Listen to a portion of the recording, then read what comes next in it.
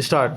आदेश 17 नियम 3 सिविल प्रक्रिया संहिता प्रदान करता है कि जहां कई विवादक हैं, कुछ को साबित करने का भार जो अन्य पक्षकार पर होता है।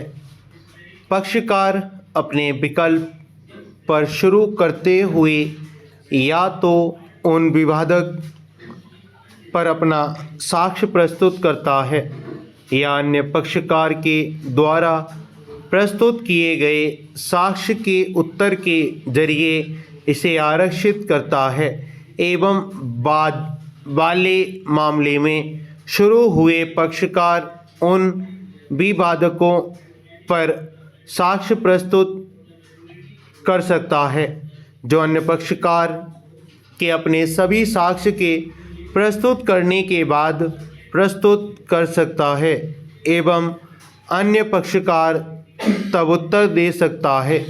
विशेष तौर से शुरू करने वाले पक्षकार के द्वारा इस तरह प्रस्तुत किए गए साक्ष्य पर लेकिन शुरू करने वाला पक्षकार तब सामान्यतया संपूर्ण मामले पर उत्तर देने का तब हकदार होगा।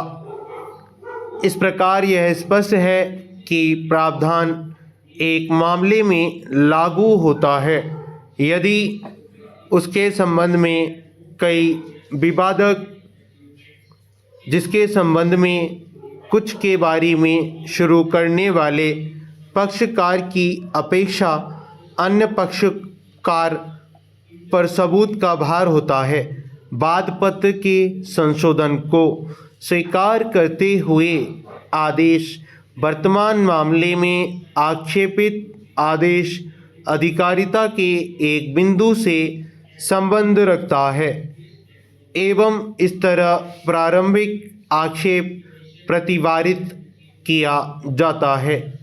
यदि पक्षकारों के बीच संपूर्ण विवाद का पूर्ण एवं प्रभावित न्याय निर्णयन सिविल प्रक्रिया संहिता के आदेश 1 नियम 10 के क्षेत्र की सीमाओं को बनाता है, तब प्रत्येक मामले में यह गुणावगुण पर परीक्षित किया जाना होगा।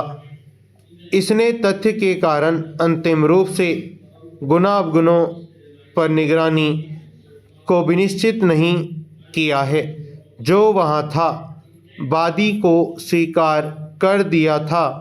सिविल प्रक्रिया संहिता की धारा 115 के अधीन आदेश को चुनौती देने को स्वीकार नहीं किया जा सकता है क्योंकि तथ्यों एवं परिस्थितियों में न्याय की कोई असफलता नहीं रही है, न तो वह एक क्षति में रखा जाएगा अथवा सिविल प्रक्रिया संहिता की धारा 115 के परंतु के अपवाद के खंड F के द्वारा अनुध्यात क्षति को ही रखा जाएगा।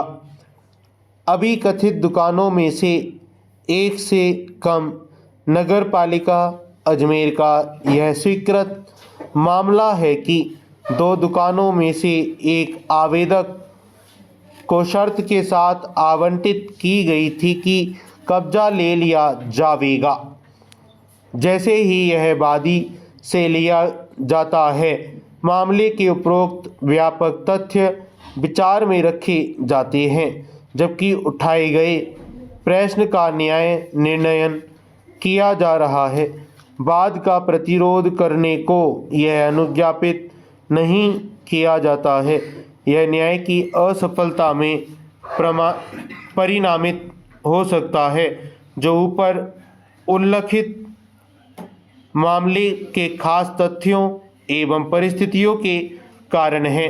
इसके विपरीत कोई न्याय की असफलता नहीं होगी यदि उसका आवेदन स्वीकार कर लिया जाता है जो फिर न्यायालयों के द्वारा स्वीकार कर लिया गया है एवं नगरपालिका अजमेर की सहायता करने के लिए एक वादी के मामले का प्रतिरोध करने के लिए स्वीकार किया जाता है।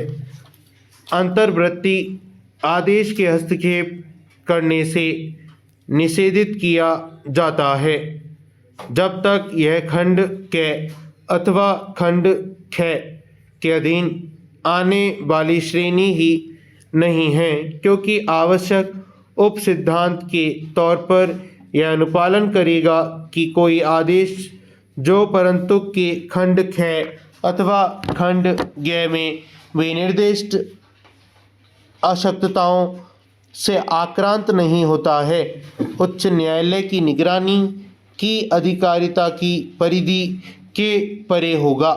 सचमुच में इन दो खंडों का प्रभाव आश्वस्त करने को है।